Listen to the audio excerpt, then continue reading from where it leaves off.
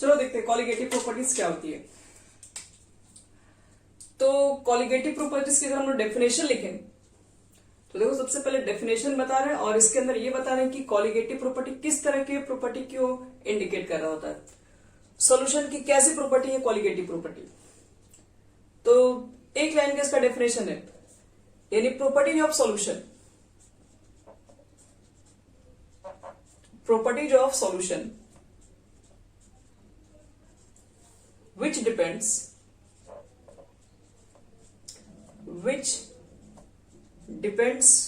on number of particles,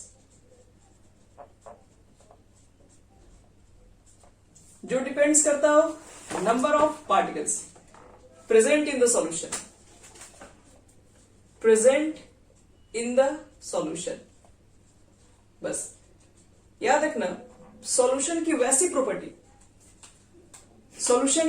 property जो सिर्फ और सिर्फ डिपेंड करता है नंबर ऑफ पार्टिकल्स। आपने सॉल्यूशंस के अंदर कितने पार्टिकल्स लिए हैं, कैसे पार्टिकल्स लिए हैं, इससे इसको कोई फर्क नहीं पड़ता है। तो नंबर ऑफ पार्टिकल्स पे जो भी सॉल्यूशन की प्रॉपर्टी डिपेंड करती है उसको बोलते हैं कॉलिगेटिव प्रॉपर्टी। ठीक है, इनका कहने का देखो मतलब क्या है, क्या कहने का सेंस क्या है। जैसे मान लो कि हमने दो सॉल्यूशन बनाया, एक सॉल्यूशन मान लो कि मैंने NaCl को डिसॉल्व किया वाटर के साथ, और एक सॉल्यूशन मैंने क्या ले लिया, ग्लूकोज ले लिया। तो NaCl, इनका कहना है कि अगर आप NaCl को डिसॉल्व करो, ग्लूकोज को डिसॉल्व करो, कोई फर्क नहीं पड़ता है कि आप NaCl डाल रहे हैं कि ग्लूकोज डाल रहे हैं, आप आयनिक कंपाउंड डाल रहे हैं कि नॉन आयनिक कंपाउंड डाल रहे हैं, उससे कोई फर्क नहीं पड़ता है कि आयनिक है कि कोवेलेंट है। बस ये मतलब है कि आप इसके कितने अमाउंट डाल रहे हैं, सिर्फ उससे मतलब है। यानी वही चीजें यहां पर बताया जा रहा है कि सॉल्यूशन की वैसी प्रॉपर्टी जो सिर्फ किस पे डिपेंड करता हो कि नंबर ऑफ पार्टिकल्स, इसकी कितने पार्टिकल्स डाल रहे हैं, आप 1 चम्मच डाल रहे हैं, 2 चम्मच डाल रहे हैं, 3 चम्मच डाल रहे हैं, कितने पार्टिकल्स डाल रहे हैं वो डिपेंड करता है। ये बिल्कुल भी नहीं डिपेंड करता है कि हम लिख सकते हैं इसके आगे और does not depend nature of particles, मतलब इस पार्टिकल्स के नेचर क्या। नेचर का मतलब ये होता है क्या ये डिसोसिएट होते हैं, क्या ये ब्रेक हो जाते हैं, क्या ये जुड़ जाते हैं, क्या ये किस तरह का कोई नया कंपाउंड फॉर्म करते हैं या कुछ भी नहीं होते। इससे कोई मतलब नहीं है, सिर्फ मतलब है कि आप इसके कितने अमाउंट को ले रहे हैं, बस इसी से मतलब है। यानी सॉल्यूशन की वैसी प्रॉपर्टी जो सिर्फ और सिर्फ नंबर पे डिपेंड करे, सिर्फ और सिर्फ उसके पार्टिकल्स पे डिपेंड करती हो, वैसी प्रॉपर्टी को कहा जाता है कॉलिगेटिव प्रॉपर्टी। कॉलिगेटिव प्रॉपर्टीज वैसी प्रॉपर्टी है जो सिर्फ और सिर्फ नंबर ऑफ पार्टिकल्स पे डिपेंड करता हो। तो ऐसे कौन कौन सी प्रॉपर्टी है, ऐसे कुल मिला के 4 प्रॉपर्टीज होती हैं, यानी कि टाइप्स ऑफ कॉलिगेटिव प्रॉपर्टीज। चलो इसके टाइप्स पे देखो किस तरह के टाइप्स है। टाइप्स ऑफ कॉलिगेटिव प्रॉपर्टी, तो देखो कॉलिगेटिव जो प्रॉपर्टीज आपके पास होती है वो टोटल 4 टाइप्स की होती है।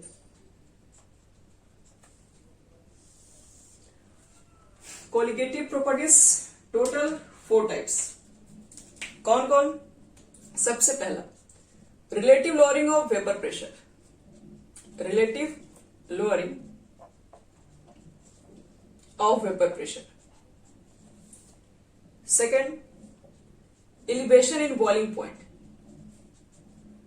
Elevation in boiling point. Third क्या होता है, तो हमारा जो थर्ड है वो होता है depression in freezing point, depression in freezing point. और जो 4 नंबर है जिसको बोलते हैं हम लोग ऑस्मोटिक प्रेशर, ऑस्मोटिक प्रेशर। ये कुल मिला के हमारे पास 4 तरीके की होती है colligative property. Relative lowering in vapour pressure, elevation in boiling point, depression in freezing point, osmotic pressure. Colligative property क्या है, तो कॉलिगेटिव प्रॉपर्टी जो सिर्फ नंबर ऑफ पार्टिकल्स पर डिपेंड करती है, कितने सॉल्यूशन के अंदर कितने आपने पार्टिकल्स लिए सॉल्यूट के, सिर्फ उस पर डिपेंड करती है, ना कि नेचर ऑफ सॉल्यूट के पार्टिकल के ऊपर डिपेंड करती होती है। 4 तरीके की आपके पास कॉलिगेटिव प्रॉपर्टी है जो कि सिर्फ नंबर पर ही डिपेंड करती है। तो चलो सबसे पहले बात करने जाएंगे इसके अंदर relative lowering of vapour pressure. चलिए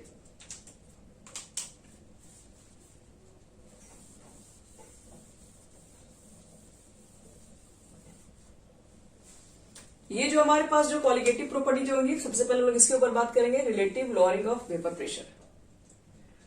तो relative lowering in vapour pressure का देखो मतलब क्या, इसके बारे में थोड़ा बहुत पहले बताए थे, लेकिन एक बार फिर से यहां पर आ गया तो समझो इसको। ये अगर मान लो कि आपने एक सॉल्यूशन बनाया, एक सॉल्यूशन को बनाया होगा तो इसमें सॉलिड सॉल्वेंट को मिक्स किए ही होंगे।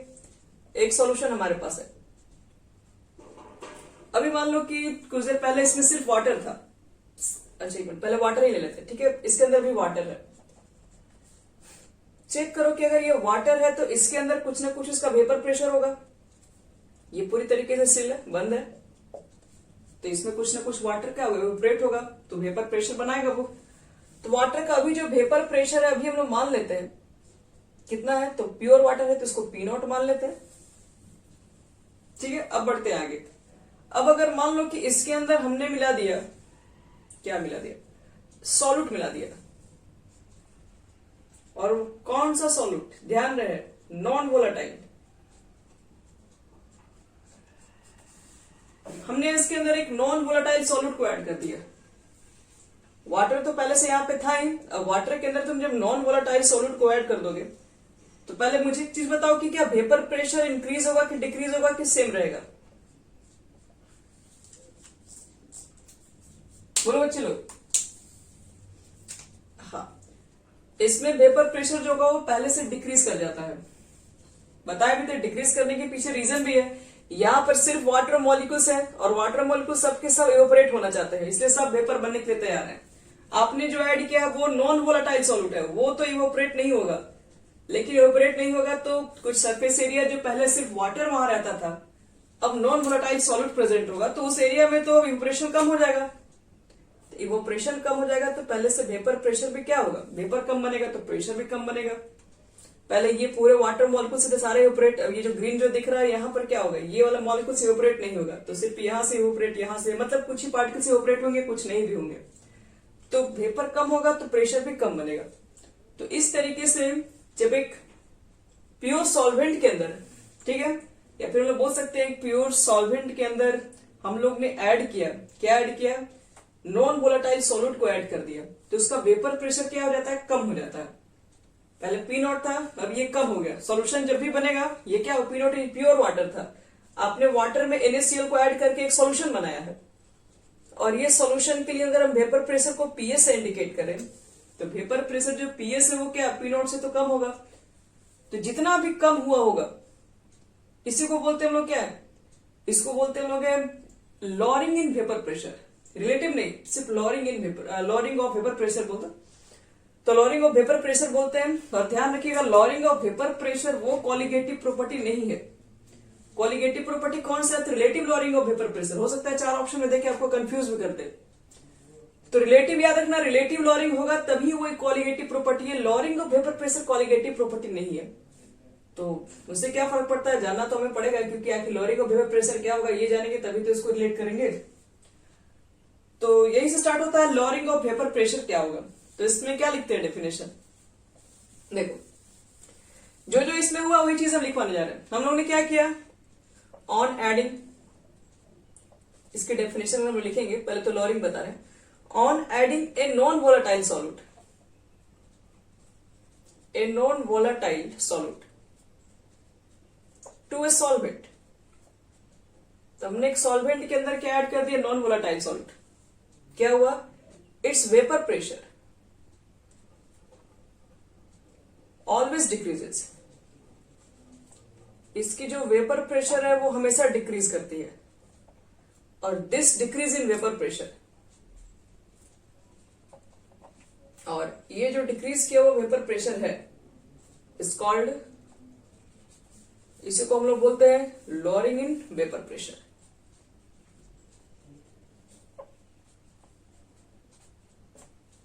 बस, तो लॉरिंग ऑफ वेपर प्रेशर अगर हम लोग मान लेते हैं, let P naught is equal to, मान ले रहे vapour pressure of pure solvent, P naught is equal to vapour pressure of pure solvent, और पी इज इक्वल टू मान ले रहे वेपर प्रेशर ऑफ सॉल्यूशन। दोनों का difference P naught minus P S, इसको बोलते हम लोग हैं लॉरिंग ऑफ वेपर प्रेशर। चलो लॉरिंग ऑफ वेपर प्रेशर तो कॉलिगेटिव प्रॉपर्टी थोड़ी ना है, ये तो सिर्फ लॉरिंग ऑफ वेपर प्रेशर ही है। पर मुझे जानना है relative lowering in vapour pressure किसे कहते हैं, उसके बारे में हम लोग अब बात करेंगे। चलो ये जो चीजें हम पीछे बता चुके हैं, वापस बस रिपीटेड हम लोग का हो रहा है वही चीजें। चलो यहां तक लिखने के बाद फिर देखो अब आगे क्या करेंगे, कैसे इसके एक्सप्रेशन को निकालते हैं। आप पीछे याद कीजिए, आपको सब याद आ जाएगा। ये हमारा लॉरिंग इन वेपर प्रेशर है। Relative lowering of vapour pressure क्या होता है, तो याद करो तो द रेशियो, आपको बताया था पीछे हम लोग जब रेशियो लेते हैं किसका, the ratio of lowering of vapour pressure, lowering of vapour pressure का रेशियो ले लो to the vapour pressure of pure solvent.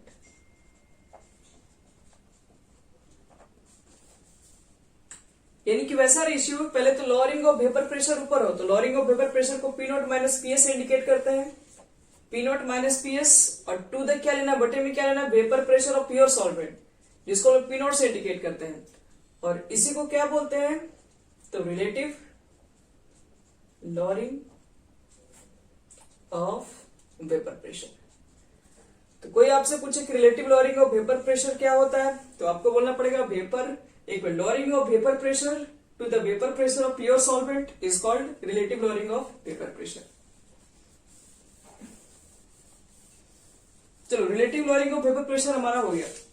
अगर याद रखना आपसे क्वेश्चन में पूछा जाए कॉलिगेटिव प्रॉपर्टी के अंदर relative lowering of vapour pressure किसे कहते हैं, तो आपको बताना ही पड़ेगा।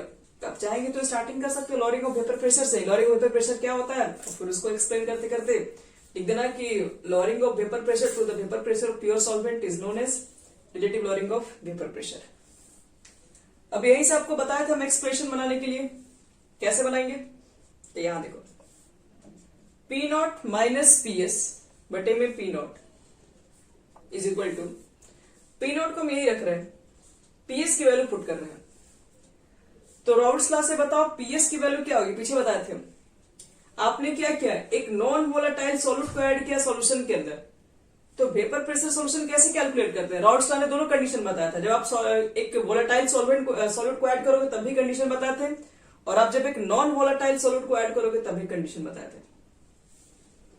तो याद है किसी को पीएस की वैल्यू कितनी होती है Raoult's law for non volatile solute के लिए,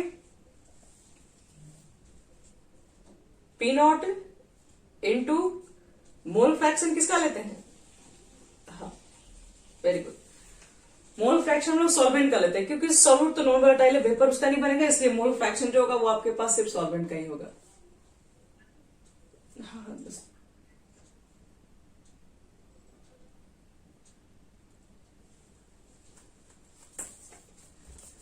एक मिनट, चलो चलो अब देखो इसमें, और नीचे पी नॉट है, तो हम लोग तो चाहेंगे यहां से तो पी नॉट को हटा ही सकते हैं, पी नॉट को कैंसिल कर देंगे, तो फाइनली हमारे पास जो बचेगा वो 1 minus mole fraction of solvent बचेगा। तो 1 minus mole fraction of solvent को क्या लिख सकते हैं,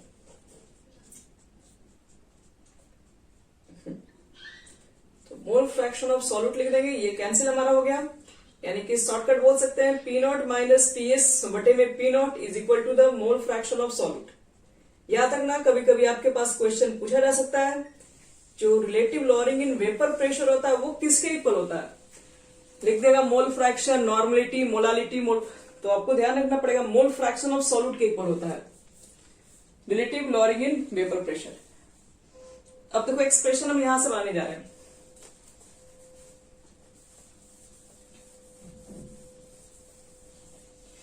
यहां देखो चलो इसकी जस्ट बात, हम लोग यहां से बोल सकते हैं relative lowering in vapour pressure, relative lowering of vapour pressure is equal to mole fraction. ध्यान रखना मोल फ्रैक्शन होगा तो ठीक है, अब मोल फ्रैक्शन सॉल्यूट सॉल्वेंट देगा तो आप संभाल लीजिएगा, सॉल्यूट के इक्वल होता है सॉल्वेंट नहीं। अब ये हो गया रिलेटिव लॉरिंग वेपर प्रेशर का एक और डिफिनेशन। अब देखो इस फॉर्मूले को हम थोड़ा सा चेंज करना चाहते हैं, जैसे P naught minus P S और बटे में पी नॉट है, और यहां था मोल fraction of salt. Mole fraction का फॉर्मूला क्या होता है? तो मोल फ्रैक्शन ऑफ सॉल्यूट का फॉर्मूला, तो ऊपर में क्या लिखते हैं? Moles of solute. नीचे में क्या हो जाएगा? Moles of solute plus moles of solvent, यही लिखोगे।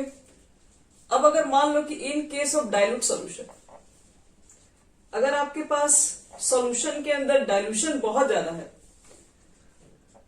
मतलब सॉल्वेंट की अमाउंट अगर कहीं बहुत ज्यादा हाई होगी, तो देखो प्रॉब्लम क्या होता है।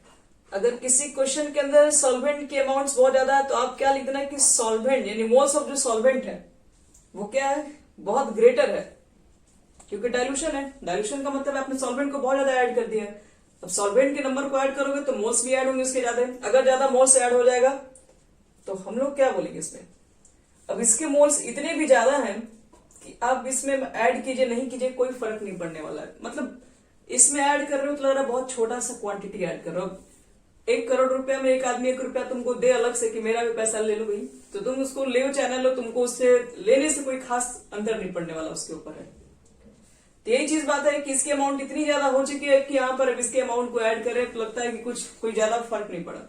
तो हम लोग क्या करेंगे, जब ये चीजें काफी बड़ी हो गई तब इस दोनों का एडिशन में हम लोग सिर्फ वैल्यू इसी का लिखेंगे, क्योंकि ये एडिशन बहुत छोटा है नंबर्स। तो लिख सकते हैं फिर यहां से हम लोग P naught minus P S बटे में P naught is equal two moles of solute, और बटे में सिर्फ लिखना होगा मोल्स ऑफ सॉल्वेंट। अब मोल्स ऑफ सॉल्यूट सॉल्वेंट का लिख दे रहे फॉर्मूला, क्या लिख दोगे? मोल्स इक्वल टू होता है given mass by molar mass. तो सॉल्यूट के लिए हम क्या लिख रहे हैं? छोटा w, given mass by molar mass. Solvent के लिए भी तो लिखोगे ना गिवन मास, तो इसको कैपिटल W लिख दे रहे हैं, मोलर मास को इंडिकेट कर दे रहे हैं कैपिटल M से। तो ये हमारा हो जाएगा formula relative lowering in vapour pressure के लिए। तो चलो कौन कौन क्या क्या इंडिकेट कर रहा है बता दे रहे सब इसमें। स्मॉल w क्या है, मान लो कल को भूल के तब लिख देना where small w represent weight of solute और molecular weight of solute. Capital W जो आपके पास होगा वो वेट ऑफ सॉल्वेंट, और कैपिटल जो M है वो मॉलिक्यूलर वेट।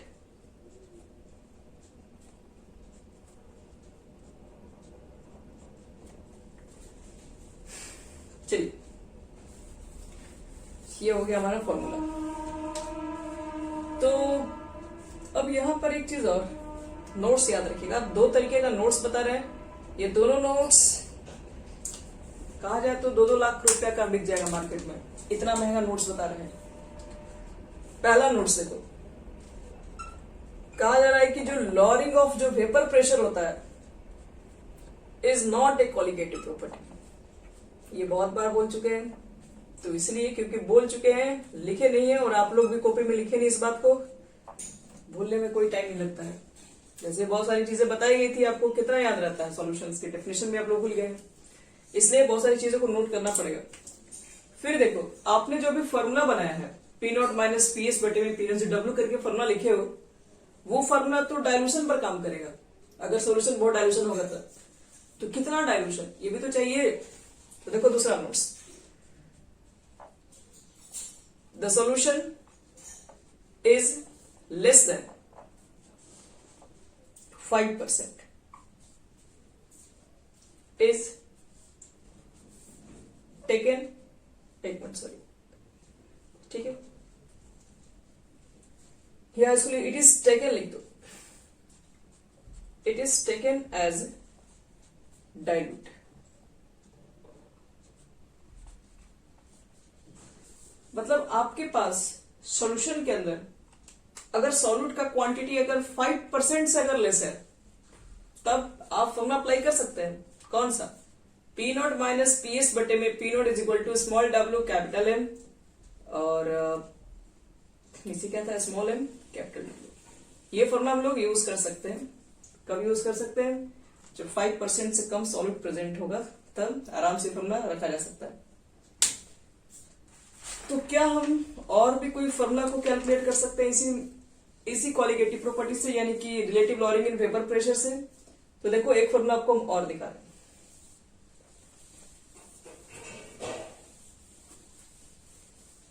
हालांकि एग्जामिनेशन में आएगा तो बच्चे लोग ये काफी है, आप लोग बस वही एक्सप्रेशन लिख के छोड़ देना डायरेक्ट वाला, उससे ज्यादा आपको जरूरत नहीं पड़ेगी। लेकिन अगर मान लो कुछ कंपटीशन टाइप के एग्जामिनेशन होंगे तो थोड़ी से क्वेश्चन थोड़ा अलग तरीके के रिपीट रह सकता है वहां पर।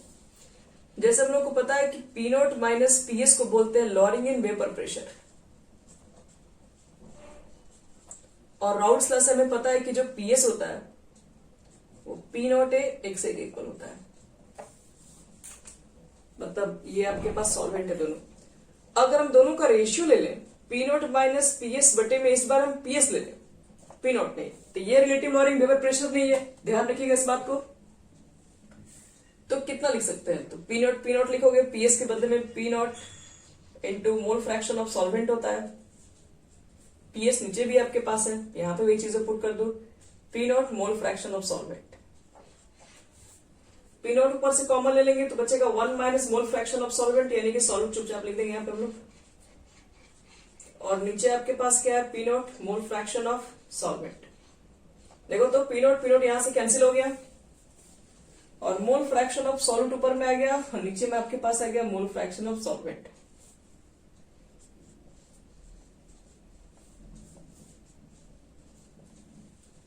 अब देखो यहां पर हम लोग एक फॉर्मूला और निकालने जा रहे हैं। फॉर्मूला को थोड़ा ध्यान समझना, पी नॉट माइनस पीएस बटे में पीएस, इसको लिख दे रहे हैं मोल्स ऑफ सॉल्यूट। नीचे कितना लिखेंगे हम? यहाँ पर मोल फ्रैक्शन जो सॉल्वेंट है, यहाँ पर आप दोनों का क्या लिखेंगे? मोल फ्रैक्शन की फॉर्म में। तो मोल फ्रैक्शन जब निकालोगे तो इसको क्या तोड़ोगे? Moles of solute. Mole fraction को तोड़िएगा तो मोल्स ऑफ सॉल्यूट ऊपर लिखोगे और नीचे मोल्स ऑफ सॉल्यूशन लिखोगे। इसका भी तो वही काम लिखोगे ना, ऊपर लिखोगे मोल फ्रैक्शन ऑफ सॉल्वेंट, नीचे लिखोगे मोल फ्रैक्शन ऑफ सॉल्यूशन, और सॉल्यूशन दोनों में कैंसिल हो जाएगा। तो यहां पर सॉल्वेंट बचेगा, यहाँ पे सॉल्वेंट का मोल्स बचेगा। तो इतना तो हम लिख ही सकते हैं। तो मोल्स ऑफ सॉल्वेंट को ऊपर ऐसे छोड़ दिए हैं, और जो नीचे मोल्स ऑफ सॉल्वेंट है तो given mass by molar mass, यानी कि गिवन मास किसका मास? तो wait of solvent. Molar mass जो नीचे लिखोगे इसका, तो हम इसको इस चीज को ऊपर लिख रहे हैं, मोलर मास ऑफ सॉल्वेंट। ध्यान रखना मोलर मास सॉल्वेंट का ही है, इस बात को भूलना मत। तो एक चीज बताओ, तो मोल्स बटे में वेट ऑफ सॉल्वेंट, इसको एक अलग क्वांटिटी के नाम से जानते हैं, लेकिन ये जो तुम्हारे पास सॉल्वेंट होगा वो हमारे पास सॉल्वेंट किस फॉर्म में होगा? तो ये हमारा ग्राम के फॉर्म में नहीं आएगा। यहाँ पर सॉल्वेंट जो आपके पास होगा ये ग्राम के फॉर्म में, उसको हमको अगर केजी के फॉर्म में कन्वर्ट करना है तब क्या कर सकते हैं? तो वही चीज है, 1000 से ऊपर मल्टीप्लाई करना पड़ेगा, नीचे भी करना पड़ेगा अपने मन से। एक स्टेप ऊपर मिटा रहे हैं, समझना है, ध्यान समझो बता रहे हैं। एक नया फॉर्मूला हम डेवलप कर रहे हैं यहां से, पी नॉट माइनस पीएस और बटे में हमारे पास पीएस है। इसको देखो इतना लिख सकते हैं कि नहीं? मोल्स ऑफ सॉल्वेंट को ऊपर रखो, नीचे हो गया वेट ऑफ सॉल्वेंट, और वेट ऑफ सॉल्वेंट इन ग्राम में होगा, क्योंकि मॉलिक्यूलर वेट जो निकलता है वो सब ग्राम में रहता है, इसलिए भी ग्राम में ही होगा। तो ग्राम में, तो यहां पर हम क्या कर रहे हैं कि 1000 से ऊपर भी मल्टीप्लाई कर रहे हैं, नीचे भी कर रहे हैं, और मोलर मास ऑफ सॉल्वेंट को कैपिटल एम से इंडिकेट कर रहे हैं। इसको अभी छोड़ दो, यहां से इसको बाहर रखो। अगर इसको ध्यान से देखोगे तो ये किसी का फॉर्मूला है, मोल्स ऑफ सॉल्वेंट बटा में वेट ऑफ सॉल्वेंट, और 1000 से मल्टीप्लाई करोगे तो केजी में हो चुका है। तो ये फॉर्मूला हमारा होता है मोलालिटी का, याद कीजिए। तो पी नॉट माइनस पीएस बटे में पीएस इज इक्वल टू, इसको बोलते हैं मोलालिटी। मोलालिटी का मतलब यही था, मोल्स ऑफ सॉल्वेंट बटा wait of solvent in KG. तो ये तो पूरा मोलालिटी हो गया। बगल में आपके पास क्या है? मोलर मास ऑफ सॉल्वेंट बटे में क्या है? 1000।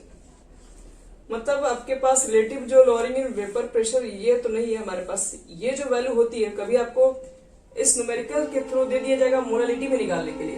मोल फ्रैक्शन निकालने के लिए दिया जाएगा तो निकाल लेंगे हम लोग। मोलालिटी कैसे निकालेंगे? तो यही आपको बताया कि मोलर मास सॉल्वेंट से मल्टीप्लाई कर दोगे मोलालिटी में 1000 से, तो ये इसके इक्वल होता है। ये सब सारी वैल्यू को पुट करके मोलालिटी निकाल देंगे हम लोग। तो बस यही हमारा एक्सप्रेशन है। कुल मिला के जितने एक्सप्रेशन पॉसिबल थे हम लोग सब कर लिए। कितने एक्सप्रेशन थे, हम सब यहाँ लिख दे रहे हैं। पहला एक्सप्रेशन मान लो यही था हमारा। सेकेंड एक्सप्रेशन क्या था, P naught minus P S को बोलते हैं लॉरिंग इन वेपर प्रेशर, जिसको डेल्टा पी से भी इंडिकेट कर सकते हैं। थर्ड हमारे पास था P naught minus P S, जिसको लोग बोलते हैं relative lowering in vapour pressure,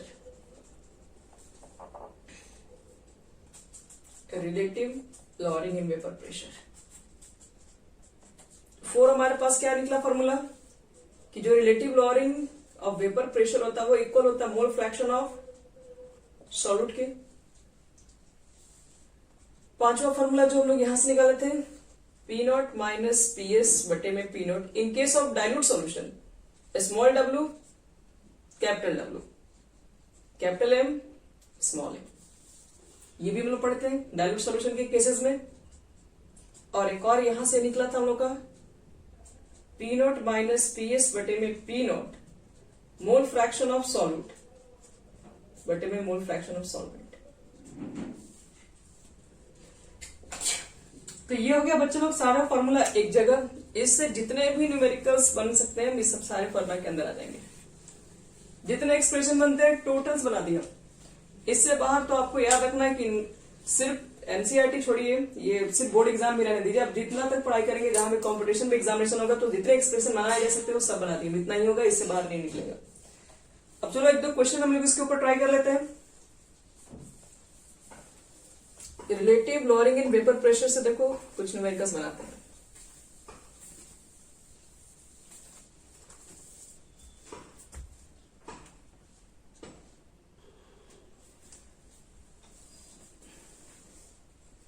तो देखो बच्चे लोग इस क्वेश्चन में क्या क्या दिया हुआ है। ये हमारे पास क्वेश्चन है, vapour pressure of water at 293 kelvin पर दिया हुआ है 17.51 और लॉरिंग ऑफ वेपर प्रेशर कितना है शुगर सॉल्यूशन का, तो 0.0614। कैलकुलेट करना relative lowering of vapour pressure of solution, mole fraction of water. तो सबसे पहले काम करते हैं, गिवन लिखते हैं। इस क्वेश्चन में हमारे पास क्या क्या डेटा गिवन है, चलो बताओ। तो सबसे पहले बताओ इसमें ये वैल्यू किसका गिवन है, 17.51।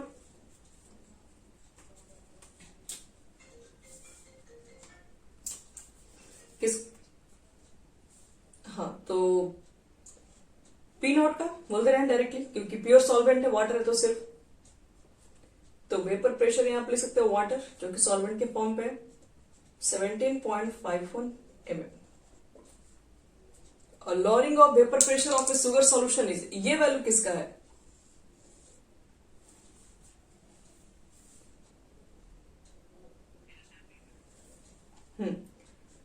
डेल्टा पी, यानी कि लॉरिंग ऑफ वेपर प्रेशर हमारे पास गिवन है। और लॉरिंग ऑफ वेपर प्रेशर को ऐसे लिख दो शॉर्ट में, P naught minus P S होता है। P naught minus P S की वैल्यू कितनी दी हुई है, तो 0.0614 mm। अब देखो निकालना क्या है, relative lowering of vapour pressure, फिर वेपर प्रेशर ऑफ सॉल्यूशन। मतलब पहला वाला क्या निकालना, रिलेटिव लॉरिंग होता है P naught minus P S बटे में पी नॉट की वैल्यू आपको चाहिए। देखिए सबका व्यवस्था आपके पास है, P naught minus P S बटे में पी नॉट डिवाइड कर लेंगे तो पहला वाला का वैल्यू निकाल ही देंगे। सेकंड क्या निकालना है, वेपर प्रेशर ऑफ सॉल्यूशन, मतलब पीएस की वैल्यू निकालना है। अब पीएस की वैल्यू कैसे निकालेंगे आप सोचिए, और मोल फ्रैक्शन वाटर कैसे निकलेगा आपको ये भी सोचना है। चलो पहला वाला बताओ तो कितना निकाले first, relative lowering of vapour pressure, P naught minus P S 0.0614 और बटे में लिख दिए होगे 17.51। अब इसकी तो कोई यूनिट होगी नहीं, क्योंकि ऊपर भी एमएम नीचे भी एमएम कैंसिल हो जाएगा पूरा, तो कितना ही आ जाएगा 0.00351। ये हो गया बच्चों लोग हमारा कैलकुलेशन खत्म।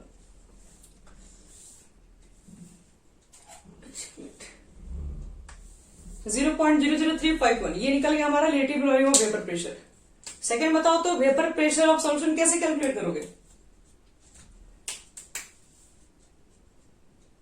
पीएस की वैल्यू कैसे निकालिएगा?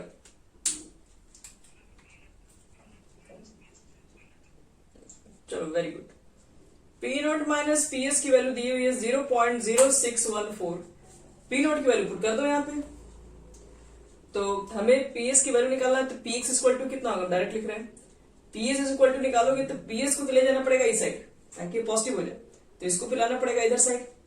तो पी नॉट की पहले से वैल्यू है 17.51, जिसमें से आपको ये माइनस करना पड़ेगा 0.0614, और ये आपके पास माइनस करने के बाद जो आएगा वो है 17.4468 mm। ये तो यूनिट के साथ होगा क्योंकि ये तो प्रेशर निकाल रहे हो। थर्ड क्वेश्चन बताओ तो बच्चे लोग, थर्ड क्वेश्चन में मेहनत करना। थर्ड क्वेश्चन कैसे निकालोगे? इसके अंदर का मोल फ्रैक्शन ऑफ वाटर कैसे कैलकुलेट करोगे?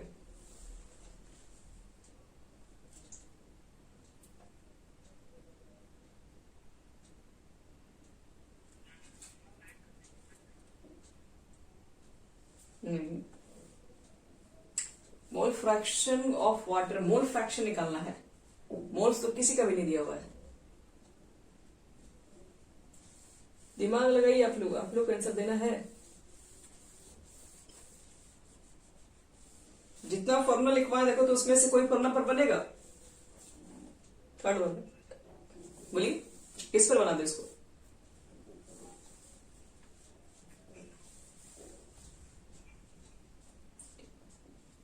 इज इक्वल टू कितना?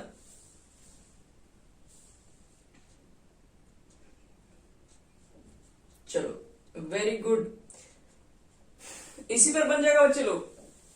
पी नॉट माइनस पीएस बटे पी नॉट जो इक्वल होता है मोल फ्रैक्शन ऑफ सॉल्यूट का। तो ये वाला वैल्यू तो हम लोग निकाल चुके हैं ऑलरेडी। देखो तो ये वैल्यू कितना है उसको लिखो। ये तो मिटा दिए। पी नॉट माइनस पीएस बटे पी नॉट की वैल्यू कितना था?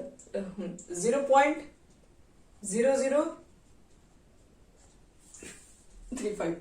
ये मोल फ्रैक्शन सॉल्यूट का इतना है। तो बताओ तो मोल फ्रैक्शन सॉल्वेंट कैसे निकालोगे?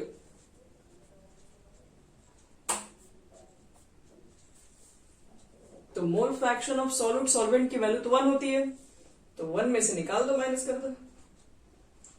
तो कितना आ जाएगा? माइनस करने पे फटाफट देख लो आंसर कितना आ रहा है। 0.99649। और मोल फ्रैक्शन के लिए कोई यूनिट नहीं होती, यूनिटलेस होती है। तो ये हो गया हमारा क्वेश्चन कंप्लीट पूरा।